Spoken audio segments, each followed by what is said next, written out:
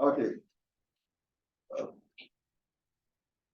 Welcome everyone, those of you here and those of you joining us from home, your offices, and wherever you may find yourself.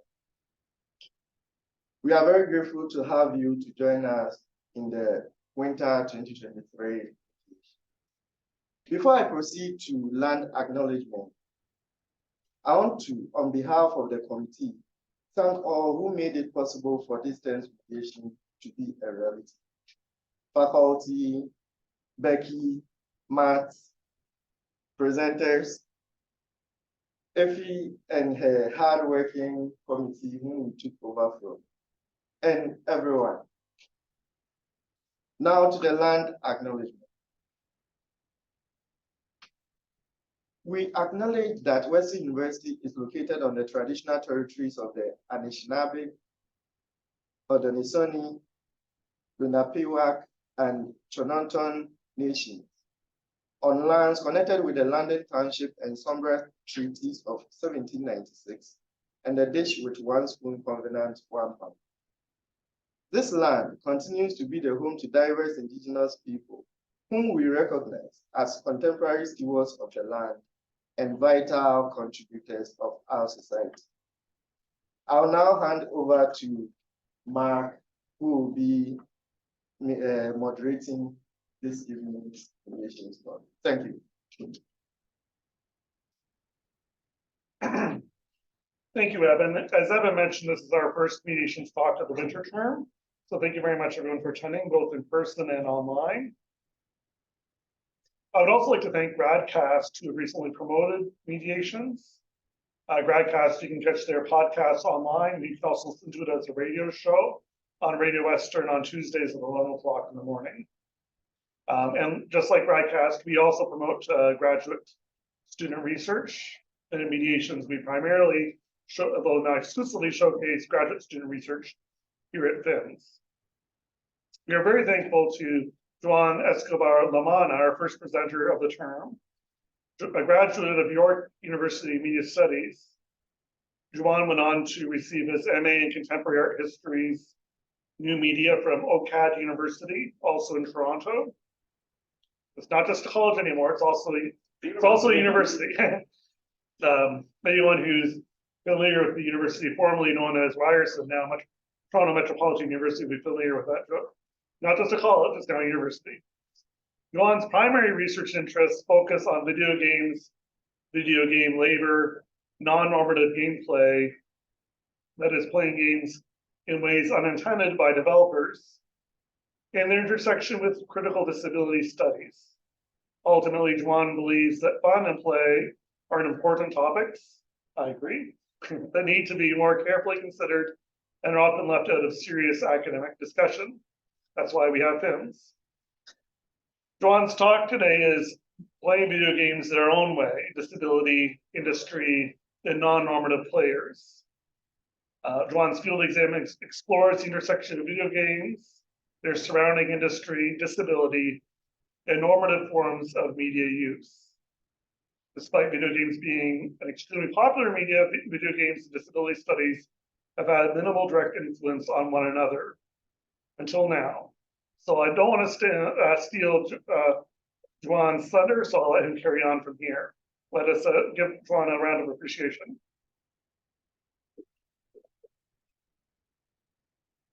Hello, everyone, and thanks to the committee for organizing this. I didn't realize I was the first presenter of the semester until like this morning, so that was a cool surprise. And thanks to everyone coming out to in person and online as well. I looked at the computer, but I realized they probably don't know that.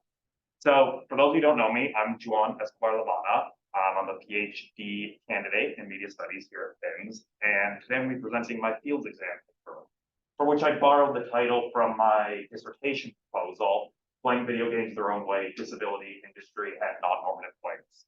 And so when I was writing this paper, I was really trying to figure out how I was going to connect these three fields of study, video game history and theory, political economy of digital media and video games, and critical disability studies. And I say I was trying to figure out how to connect them because while there's a large amount of established research between the first two fields and also the second and third, there's really not much existing study that looks at video games and disability. And what literature does exist that addresses these two fields overwhelmingly looks at how video games can be used as medical or rehabilitative interventions for people with disabilities. So they address topics like how to improve social or communication skills in people with autism and things like that. So this research primarily views disability as a medical condition and seeks to understand how video games can play a role in creating and maintaining a normalized way of interacting and of being in society. So it doesn't really critically engage with how we understand, discuss, and frame disability, which I think is super important, especially in academic institutions and scholarly literature where a lot of disabled voices and people have historically been silenced or altogether excluded. And there's also a lot of gaps in the existing literature in both critical disability studies and video game media studies. So disability studies will often investigate normative forms of media use and media narratives and how they sort of perpetuate ableist beliefs, but they have yet to really address video games within this context. And along these same lines, and looking at media studies more broadly, Elizabeth Elsasor, Matt Hagood, and Bill Kirkpatrick argue that media studies, and I also believe video game studies, quote, has tended to neglect the physical experiences and technological interactions that structure media use at a material level, often silently assuming normative forms of spectatorship or sensory engagement.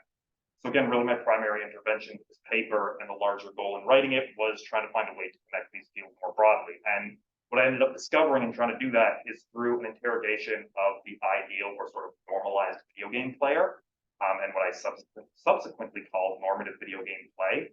Connections to critical disability studies present themselves. And to bring in sort of the political economic dimension, this player identity has been and continues to be created by a multi-billion-dollar video game industry that's becoming a central part of digital capitalism, which is a socioeconomic system often derided in critical disability studies as being at least partly responsible for harmful social notions of disability. But at the same time, though, I kind of wanted to consider what could be considered the opposite of this kind of normative and exclusionary video game play, and that's what I call non-normative play.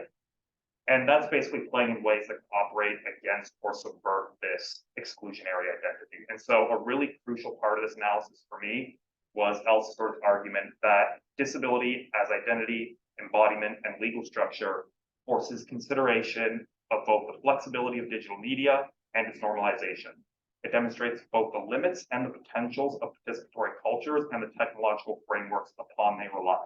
So what exactly does this mean for video games? What insights can be gained from analyzing games through this lens? Why do it? Well, for one, video games are an increasingly major industry and popular form of entertainment, with an estimated 2.6 billion players worldwide. So at the base level, it's important that disabled people have access to such a popular and relevant form of entertainment and media, especially when we consider that when we talk about access, we often think about access in terms of access to information, so things like government websites and things like that. And a lot of the times, access to forms of entertainment or leisure kind of fall by the wayside or considered less important. And so a really important place to start for me was an understanding of essentially where video games come from, and more importantly, who video games are made by and for. So who is a sort of typical video game player? And by and large, this typical video game player is conceived as a young, white, cisgendered, heteronormative, able-bodied man with disposable income, who's usually middle to upper middle class. And as Brandon Keogh argues, this is no coincidence because video games have a history that's rooted in a 1960s and 70s hacker culture that essentially foregrounds a normative, dominant, techno-fetishist, and ultimately masculine player. And this stereotype and attitude was particularly present in the early arcade era of video games, the 1970s, but it's remained through the 90s and through the present even through video game player texts. So things like video game magazines in the 90s, like Nintendo Power and Electronic Gaming Monthly, and later in the 2000s, video game websites, blogs, forums. And these paratexts are, quote, able to tap into the market of young male gamers who valued a narrowly defined understanding of gameplay. The result was an industry churning out iterations of the same games year after year for perpetual audience. And so a sort of really productive way for me to frame this in my research was through the idea of gaming capital. And that basically points out that games players who games are made for are able to play games and engage with paratexts, which often entails some kind of player-generated component. And then these players are able to gain gaming capital through this engagement. They become seen as more legitimate and credible gamers. And so then they continue to occupy space as central or ideal players and perpetuate the exclusionary cycle. And a very clear and current example of this, which some of you may be aware of, is the ongoing online debate of difficulty in video games. So some people believe that games that are designed to be really, really difficult to beat should have an optional easy mode, simply because it will allow more people to play and enjoy these games. And it seems like a reasonable request, but a lot of legitimate gamers online will see this as a form of cheating or an illegitimate way to play, and often say that if you can't beat a game on hard, then it's simply not for you. So we have the image of a normalized video game player, but how does this relate to a normalized way of playing games, which I previously mentioned? So an important part of this analysis is the recognition that video games inherently restrict player choice and agency, which is almost the exact opposite of a lot of what you hear with video game advertisements, discourse, and even scholarly arguments about video games.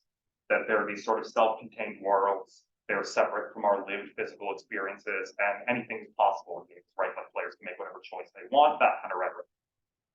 That's not really true, though. Games are, as J.D. Woodcock argues, rooted within the economic and social relations of society. A player's choices and experiences when playing a game are shaped, limited, and restricted by game developer choices and are enforced via the game's mechanics. And a game's mechanics are essentially the code of a game, so it dictates what you can and cannot do. So going back to the example of difficulty, if someone wants to play a game on an easier difficulty, but there's no option for that, they simply can't do it. Another example would be that, bring in disability into the argument, some physical disabilities may limit a player's ability to press a single button repeatedly in quick succession. And games will often require players do this to advance through what are called quick time events. And essentially, they're just like short, few minute long cutscenes, like little movies that you watch. And in the middle of them, you have to press a certain button to basically finish the movie, keep going through the game. So on the left, you have to hit the square button really quickly to get past that little part. And on the right, you need to hit the X button repeatedly very quickly. And so if a player doesn't have the option to turn these off or skip these sequences, they might not be able to advance through the game. So essentially, you have to play by the rules, and you have to play in a way which is dictated by the developers. And so if the game development industry is comprised mostly of heterosexual, cisgender, upper middle class white men making games for the same group, with marginalized people occupying limited roles within the industry and its core player base, then the choices that players are limited to and in turn become normalized are ones that reflect this group's values. Another example is rarely, if ever, can you customize your in-game character to be representative of a lot of marginalized groups like non-binary, transgender, or disabled. So when video game studies don't examine normalized uses of video games and these normalized ways of playing, exclusions of people outside of this stereotypical able-bodied young male white identity continue. And for critical disability-informed analysis of the medium, it's important to remember that, there we go, a preferred user position is a hegemonic structure, serving the interests of the powerful while creating normative standards against which others may be measured and measure themselves. Preferred user positions reflect idealized access conditions, which are normalized as defaults. However, as I mentioned at the beginning, it was an additional goal for myself when writing this paper and going forward with my research as well to consider these subversive qualities of play. I don't really want to frame all video games and forms of play as contributing to this exclusionary hegemonic structure of play. I want to be a little more positive, hopefully, about it and optimistic. And so subversive forms of play have been considered quite extensively in video game studies. And these studies often consider how certain forms of play, which are often done with critical play, can push back at developer intentions. Mary Flanagan believes that critical play can open games to be more inclusive and contribute to more inclusive game design methods. And modding, or making unofficial fan modifications to games, is often considered as a prime example of critical play. So when modding, basically players will use elements of a game's code, sometimes obtained unofficially, and basically use it to alter the game. Sometimes the goal will be purely aesthetic, so changing the music in a game or changing the color of characters' outfits, minor, changes like that. But sometimes their goal is to create entirely new games from the code and assets of the existing game.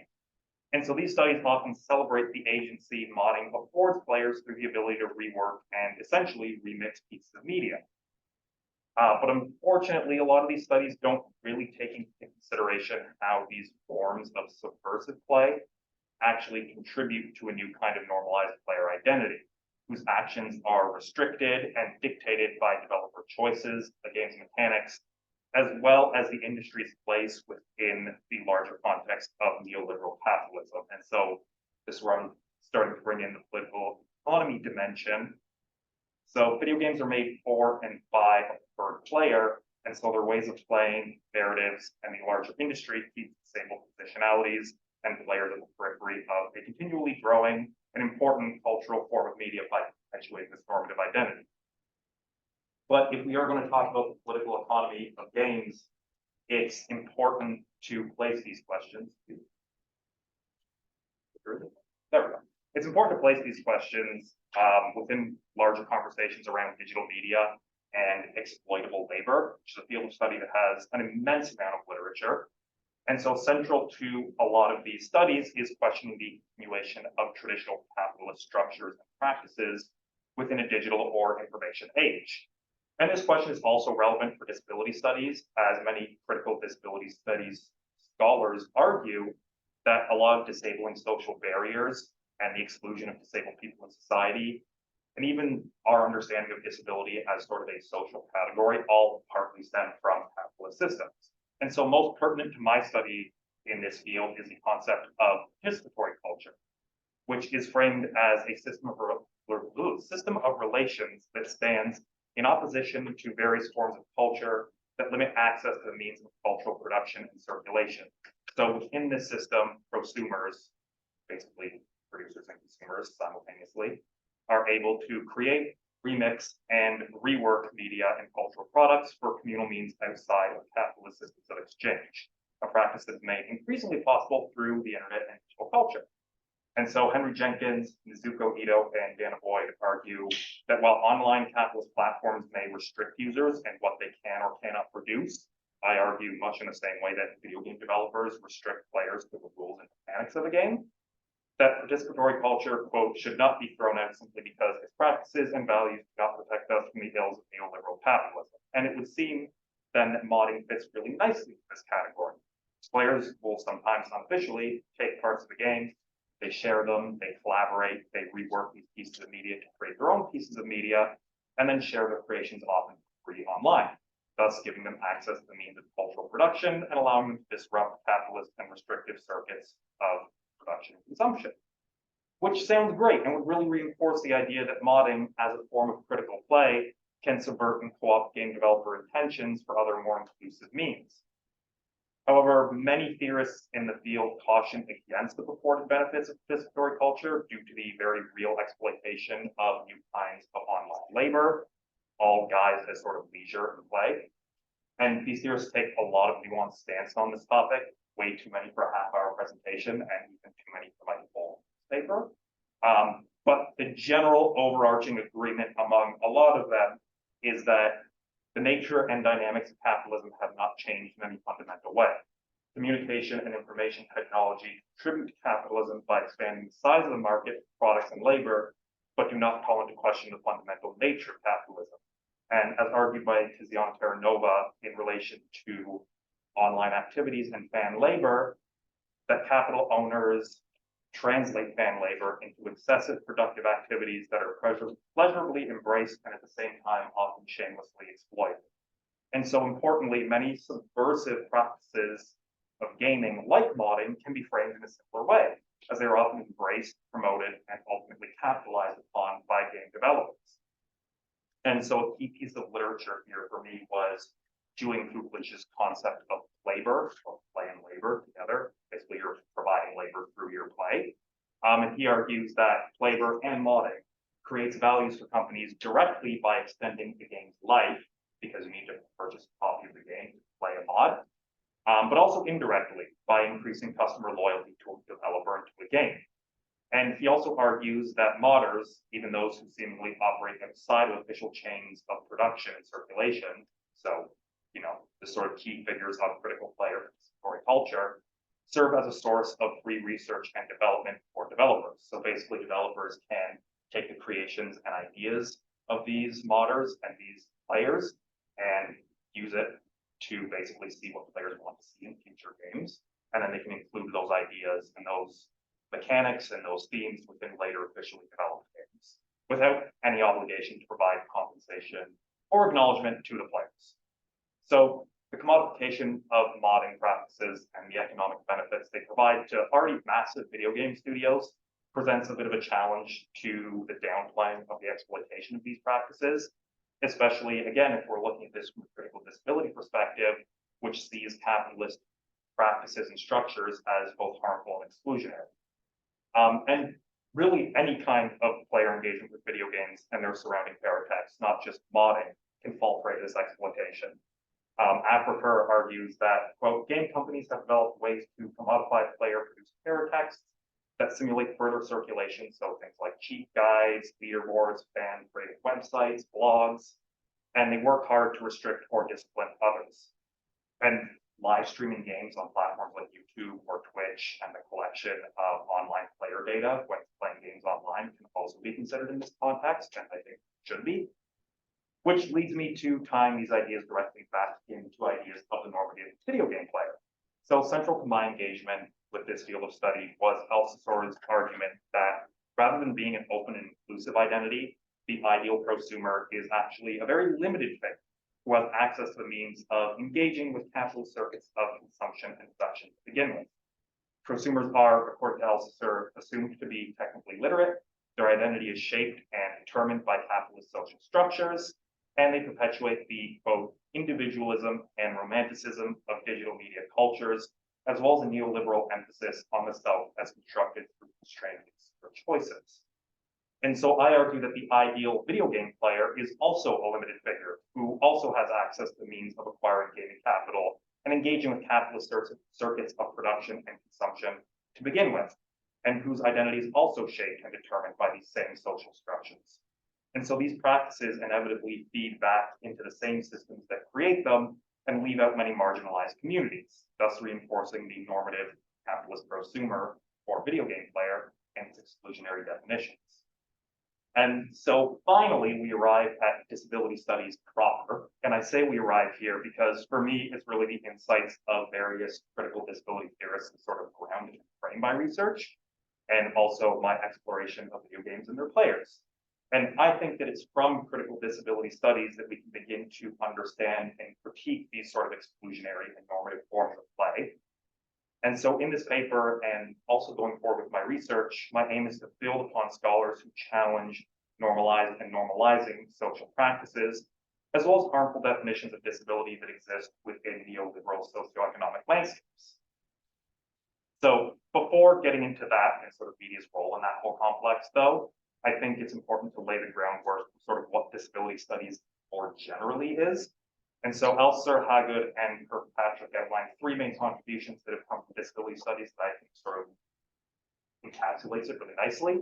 Its articulation of disability as socially constructed, the identification and challenges to the norm-based subject positions, and the emphasis upon lived experience as an epistemological basis for making claims.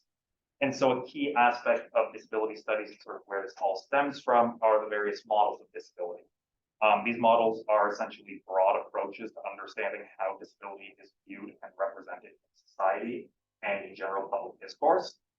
And common social understandings of disability stem from a medical model and found in resources like the American Psychiatric Association's Diagnostic and Statistical Manual of Mental Disorders and the World Health Organization's International Classification of Diseases. The first time I made it through those names without stumbling.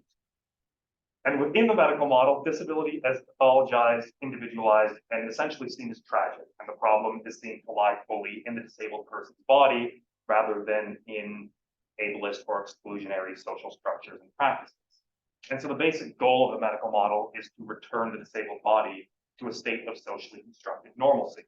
And it's important to note that while medical care is incredibly important for disabled people to have access to, a medical view of disability ensures that the definition of disability, the identification of being disabled, and access to treatment all lie in the hands of medical professionals rather than with disabled people and communities. Essentially, it dictates what kind of care and what kind of treatment they need instead of allowing them to speak for themselves. And so thinking back to existing studies that analyze video games and disability, we can consider these as being part of this larger medical understanding of disability. And it's precisely why I didn't situate my paper or my general research alongside them. Part of my goal is to challenge harmful social and media norms, and so any understanding of disability that seeks to cure deviance from a predetermined statistical or ideological bodily norm that's dictated by ableist hegemony is not really conducive to my research. And so pushback against the medical model and the normalization of bodies has really been part of a growing social approach to disability since the 1970s. And this approach has led to, among many other models, but perhaps the most popular and one that you may be most familiar with, the social model, which has been dominant in the United Kingdom since the 1990s. And so basically the social model upholds a separation of impairment and disability. So impairment is seen as a physical characteristic a person has, the lack of a limb, for instance, while disability is created exclusively by the restrictions and oppressions people with impairments face in society. So someone who uses a wheelchair is not necessarily disabled because of the impairment that necessitates the use of that wheelchair. Like I said, a lack of limbs, cerebral palsy, muscular dystrophy, etc. But because social structures and spaces don't have ramps, they don't have elevators, they don't have wheelchair accessible bathrooms, and so on. So essentially, it's the society as designed by and for able-bodied people. And so by this logic, in a truly barrier-free society, there is no disability or disabled people, there's only impairments and impaired people. And this argument clearly carries a lot of value, especially if we consider it in the context of an emerging disability rights movement in the 70s, 80s, and 90s, which essentially was challenging existing approaches to disability at the time. But the separation of impairment and disability has led to a lot of disagreements and arguments and sort of infighting within disability studies. So some theorists consider impairments, and they're not really discussed enough in the social model. And they believe, like Tom Shakespeare does, that impairment plays an important role, often negative, in disabled people's lives. So consider, for example, the fact that some people may still have chronic pain or fatigue, even in a society that is ableist barriers. Other theorists, like Elizabeth Barnes, see disability and impairment as complexly entangled and really inseparable, and that disability can simultaneously be both good and bad. So it's not necessarily a bad thing that some disabilities would still exist in society free of barriers. She sees the social model essentially as trying to eliminate disability by claiming it's entirely bad, rather than celebrating it, as she believes we should. So these challenges against this impairment disability split were really important for my research and my fields exam, particularly, as many of the scholars I engage with that look at disability in media see impairment and disability, both their bodily and social elements, as being caught up and essentially created by social norms and forms of disableism. It is, as Dan Goodley argues, quote, disrespectful to consider these phenomenon, impairment and disability, outside of the registers of the familial, relational, scientific, community, media, the mundane, and the everyday. So all that background information to arrive at the crux of the matter for my paper, and essentially my presentation, critical disability studies that look at media normativity and its role in social understandings of disability. So I was primarily working with three theorists here, Rosemary Garland Thompson, Dan Goodley, and Robert McGruer. Rosemary Garland Thompson connects the creation of normative bodies in society to histories of mass culture within a post-industrial socioeconomic context. She argues that mass culture under neoliberalism, quote, encourages a uniformity that stabilizes threats of anarchy, enforcing conformity and punishing difference, end quote, and that within these systems, the disabled figure, quote, has the potential to inspire with its irreverent individuality and to threaten with its violation of equality. And Dan Goodley supports this position in his analysis of capitalism's role in the formation of disability and disableism. He presents it as the dis/ability complex, which is essentially the ways that ableism and disableism feed into each other. So disability and able-bodiedness can only exist in opposition to one another. And he argues that individualization and standardization work in tandem within neoliberalism to normalize able-bodiedness as ideal. And he thinks that this is done through everyday social practices, values, and discourses.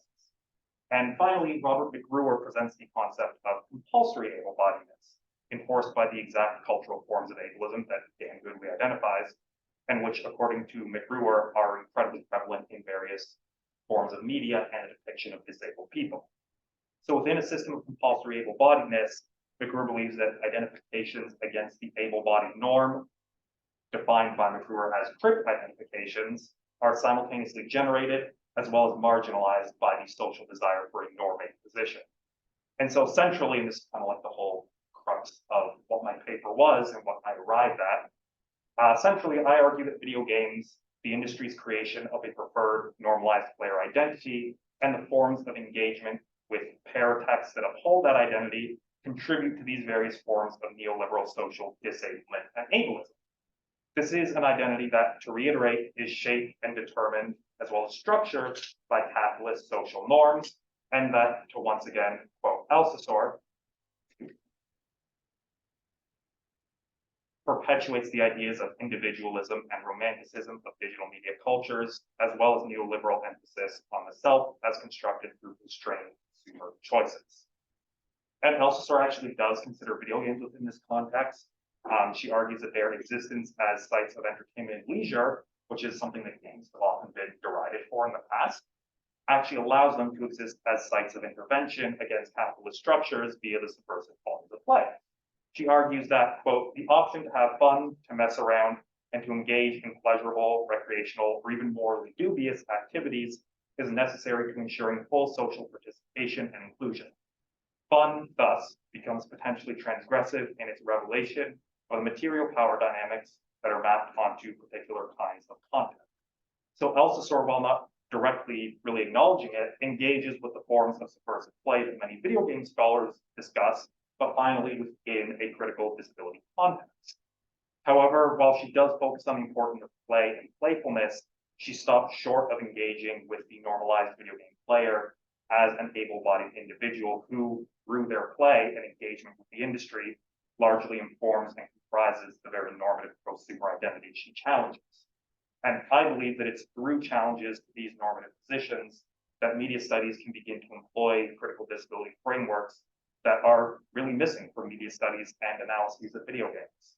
So again, to sort of wrap it up, why study this? What's the importance of it? I think it's important to consider forms of media normativity that create exclusionary barriers to disabled people for that reason alone. I also think it's important because if we can understand video games' role in upholding these exclusionary forms of media engagement, then we can begin to sort of truly open games up to make our understanding of video games and video game play more inclusive and discover truly subversive forms of play that crip video games and video game play. And it's these forms of play that would not contribute necessarily to capitalist circuits of production or consumption, but actually push back at these forms of exclusion. And this is precisely what I want to look at and study going forward in my dissertation research, not only these forms of exclusion, but also how disabled people play games, how they create and sort of demand access in gaming, how they navigate the video game industry, and to end with an idea I opened with, to discover, quote, how disability as identity, embodiment, and legal structure forces consideration of both the flexibility of digital media, and I believe video games, and its normalization. Thanks.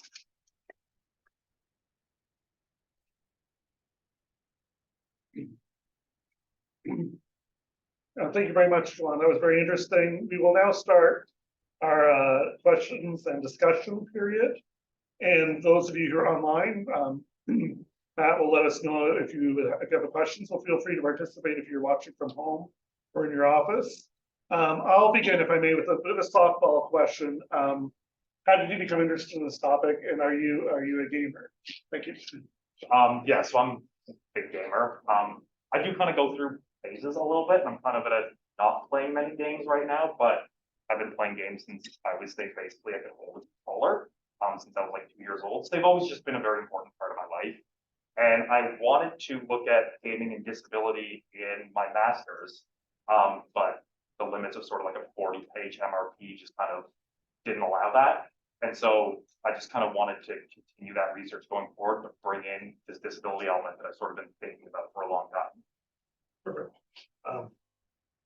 Thank you, Joanne, and that's great that you were able to pick up what you were interested in your Yeah. master's and do it for your doctorate.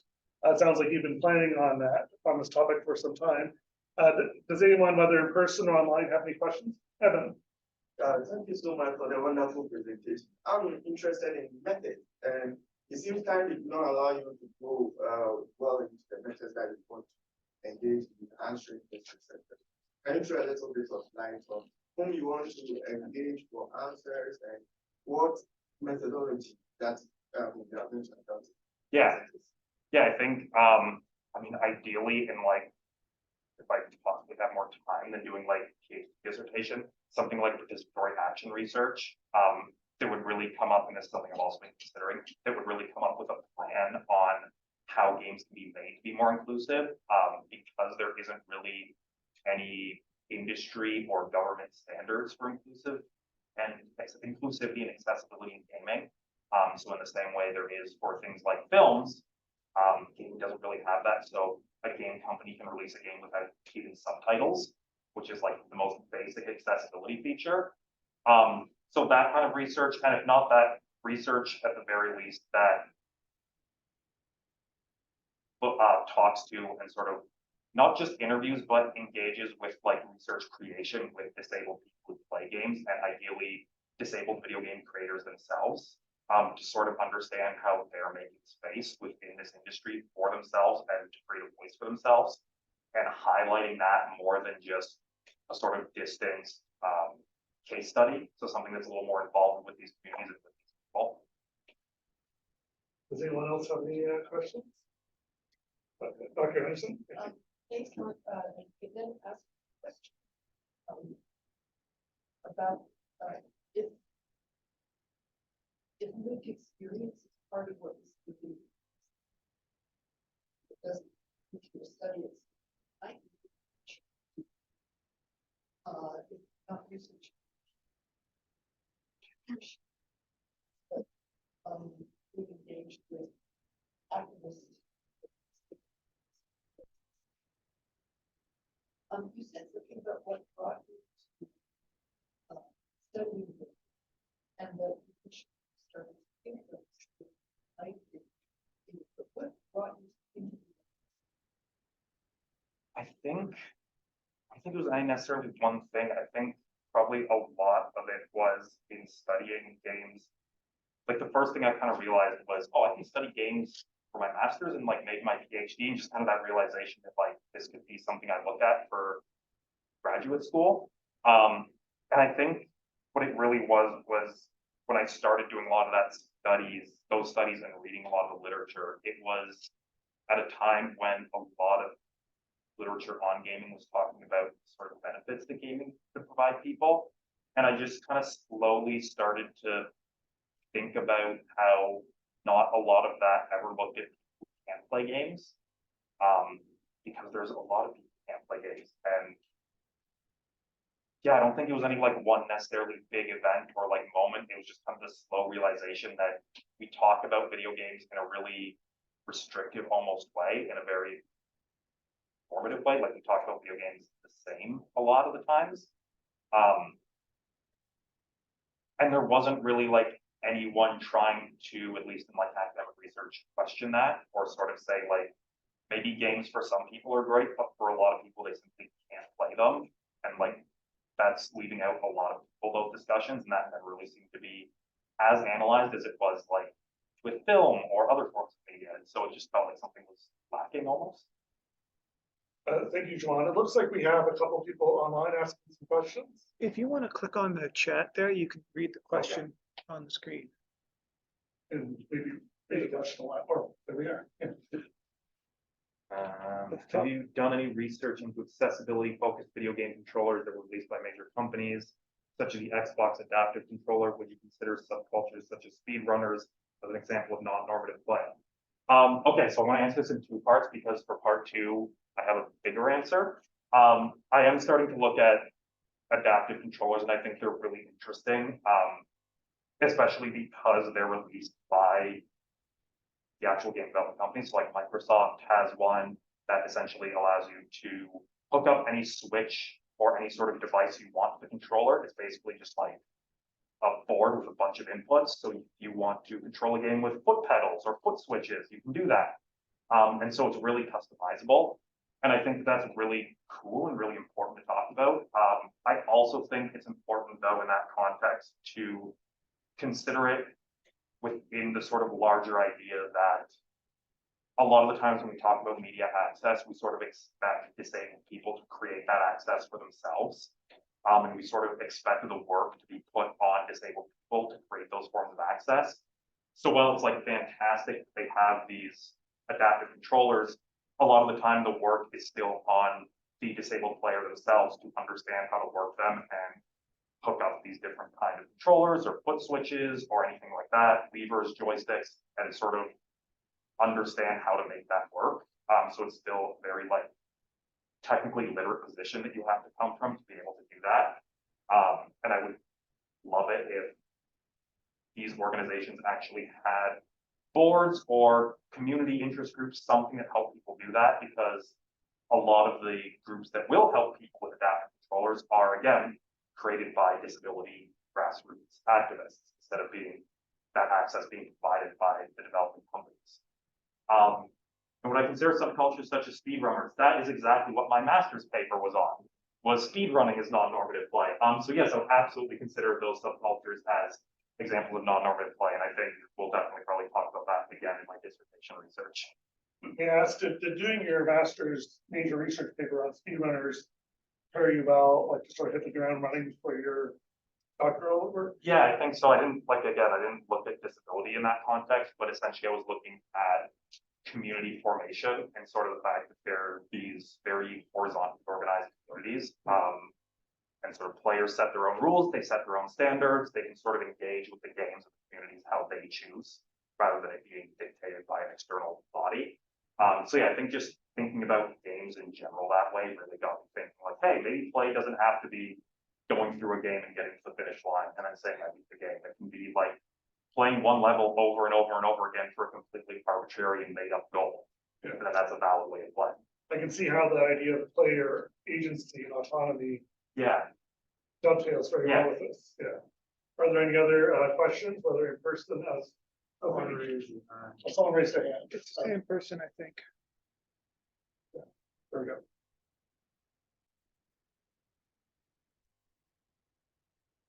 What about the role play focus servers in online games that is traditional gameplay goals? That's really interesting. My experience isn't, I mean, I've played online games, but it's mostly single player games, but I think that is interesting that there are sort of these spaces that players create, especially if we think about games like more open world games like Second Life or things like that are more like virtual worlds as opposed to games. Or even online games, that where servers will have a particular end goal instead of just, I think, that's really interesting because I think, again, you're getting into the question of players are creating space for themselves and they're finding these clever ways to play, but again, within that sort of larger context of this game company's servers a lot of the times. And so again, it's like, how do you navigate that question of providing value to these massive game companies that then will release games without subtitles and do things like that, while also considering that you're actually kind of subverting those methods and those game design creation processes. Very cool. Any other questions in person or again online?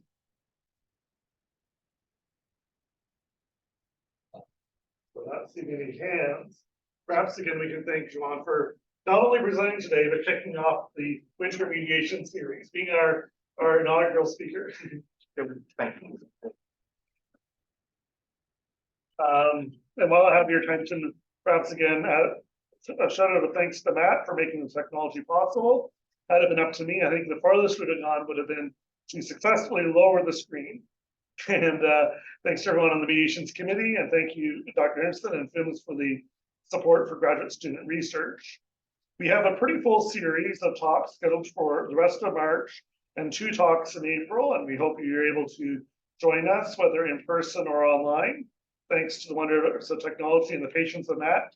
Our next talk is next Thursday at 4:30, same time, same bat time, same bat place. Sibiuisque, Mangale, am I pronouncing? I. Yeah. Thank you, thank you. Thank you. Thank you, that's great. Yeah, so a PhD candidate from KwaZulu-Natal will be joining us. And the title of our talk is The Author and Finisher of Her Craft, Authentic Creative Control in Selected South African Television Series by Black Women Auteurs. So we really look forward to that. And so, yeah, we hope to see you next week. Thank you very much, everyone. And all mediations talks are recorded, and give us a little bit of time and they'll be made available on our YouTube channel and on our Facebook page. Thank you very much.